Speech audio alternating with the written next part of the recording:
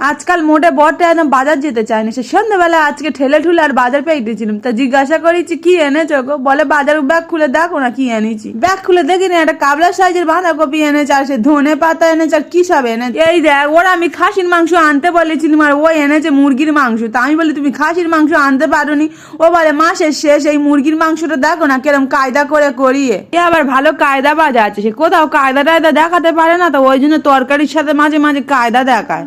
আবার প্রথমে মাংসের উপর কি সব ছড়ে দিচ্ছে, আদা রসুন লঙ্কার গুঁড়ো হলুদ গুঁড়ো লবণ দিয়ে আর ভালো করে চটকে মটকে সে আবার একাকার করে দিচ্ছে। আমার বড় আজকের হাত আর খুন্তিনের যুদ্ধে নেমেছে, দেখা যাক খাবারটা প্লেটে ওঠে না খাবারটা ডাস্টবিনে ওঠে।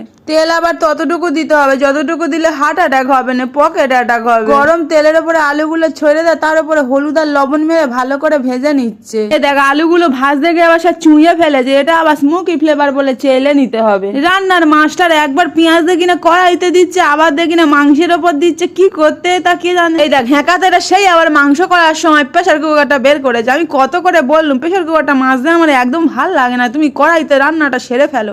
ও আবার বলে প্রেসার কুকারে কায়দা মেরে আমি ভালো করে একটু রান্না করব।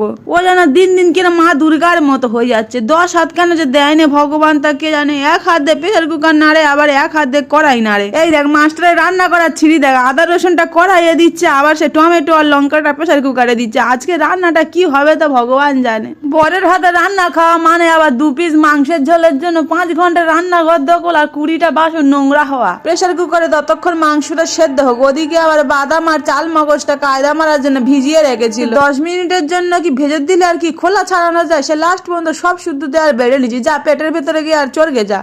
এরপর এবার প্রেসার কুকারটা খুলে আর সেই স্মোকি ফ্লেভারের আলু আর একটু টকবক করা গরম জল ঢেলে দিয়ে আবার সেই কায়দা মারা মশলাটা দিচ্ছে। এই দেখ 2 টাকার ধনে পাতা দিচ্ছে। দেখ এই কদিন আগে এই ধনে পাতাটার দাম মনে হয় 20 টাকা করে নিত, এখন 2 টাকার সেই 1 বস্তা করে ধনে পাতা দিচ্ছে। তরকারিটা দেখে তো মনে হচ্ছে খুব ভালো হয়েছে, কিন্তু আমার মনে একটা ভয় হচ্ছে যে তরকারিটা খাওয়ার পর সে হসপিটালের বিলটাকে দেবে তা ঠিক নেই।